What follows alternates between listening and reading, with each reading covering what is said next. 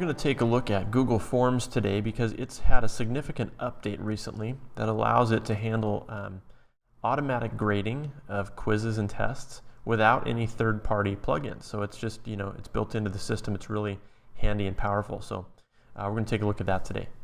Let's go to your Google Drive and go to the New button. Go down to More and choose Google Forms. I'm going to give my form a title.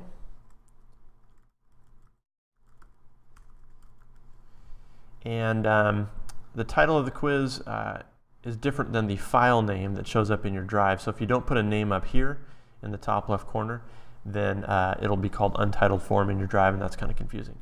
What's nice though is if you type this in first and then click up here, it automatically picks up the title and assumes that's what you want to call it. So that's good. All right. So before I start adding in my quiz questions, I'm going to go to the Settings button here, and I'm going to move over to this tab on the right called Quizzes, and I'm just going to turn on the button that says Make this a quiz. And that opens up some options, so let's look at these. Release the grade for the quiz immediately after each submission or later after manual review. So immediately means a kid takes a quiz and they get an answer right away on their screen. Later means the kid takes a quiz, they submit it, and then you get to look over all the answers and see the grades. And then you have to hit a button to send them out via email, the school email address for each student. So either way, whatever you want to do. Just be cautious. Down here there's some more check boxes. Respondent can see missed questions, correct answers, and point values. So think that through for a moment. If you're allowing them to have immediate feedback of their quiz, and they're allowed to see the correct answers, if you're in a computer lab and students are next to each other, one student might still be working on the quiz while his neighbor has the correct answers visible. So just think about that one. I'm going to click on Later after manual review for this one, but I'll leave all of these checked. We'll come back to the other settings a little bit later. So again, just click Quizzes and make it a quiz and then pick your settings. We'll click Save. Okay, so now I'll start with my first question. And I'll click on option 1 to put in my possible answers. I'm hitting return to move to the next question.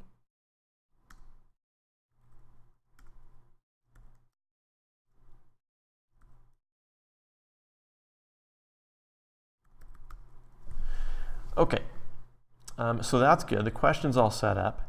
I'm going to click on the answer key button at the bottom. This only appears if you have made it a quiz in the settings. So I'll click answer key, and now I need to select which one is the correct one. So 12 is the correct answer, and then I can assign a point value. We can make that a 1-point question. And then to go back to your question, you just click edit question again, and we're back at the main screen. So for a quiz, it's easiest to just kind of duplicate each question and move on rather than adding a new question with the plus button. So I'm just going to click this little duplicate button here and then add my next question. And I'll click answer key for this one because right now the answer key is, it's actually correct. It's on George Washington because that was the first answer. That's how I did it on the other one. You can add multiple correct answers. So if you've got an answer where there's 2 acceptable choices, you can do that. But we'll leave this one at George Washington. Go back to edit the question. And I'll add 1/3 question here real quick.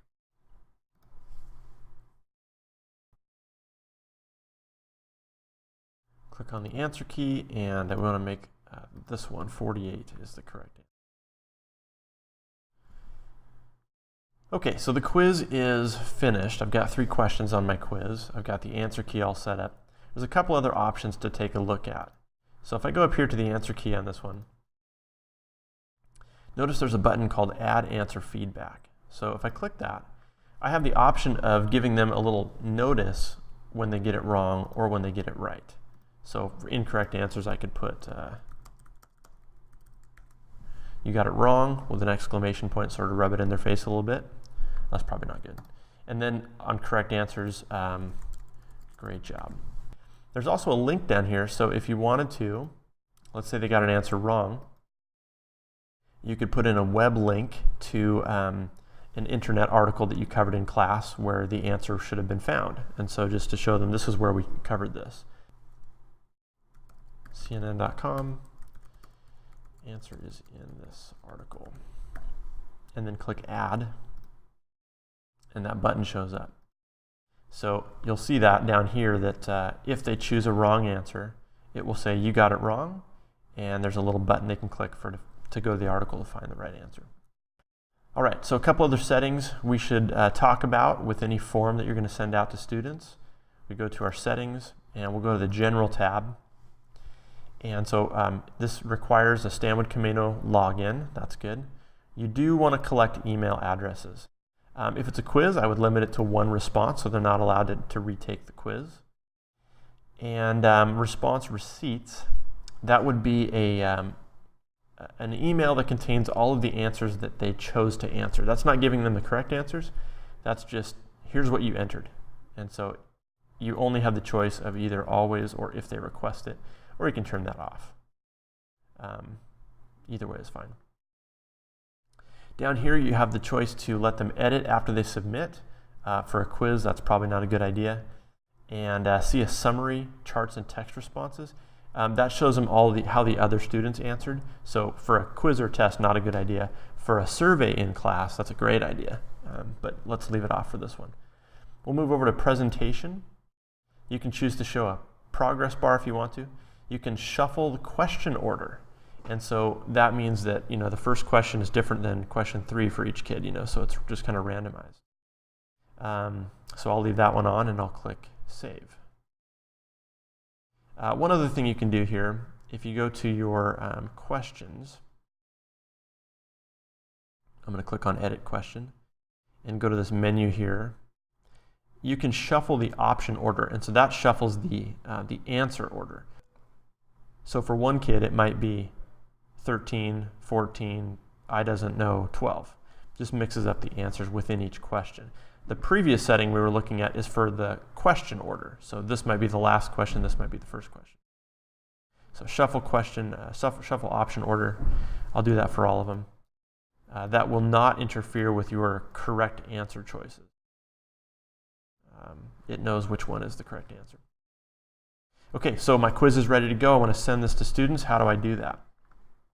Click the Send button, and that shows you different ways you can send it. The easiest one by far is to click the Link button and then copy this link.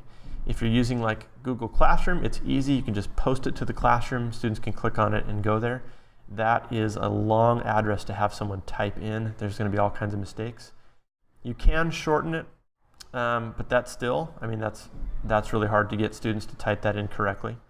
So, the best way to do it is to have it on a website, Google Sites or Google Classroom, where you can share the link and they can just click on it to get to it. All right, here is the student view. The student sees the 3 questions. They can see the point values for each question. So I'm going to take this quiz, and we'll get a couple of them wrong, and we'll get one of them right. And click Submit.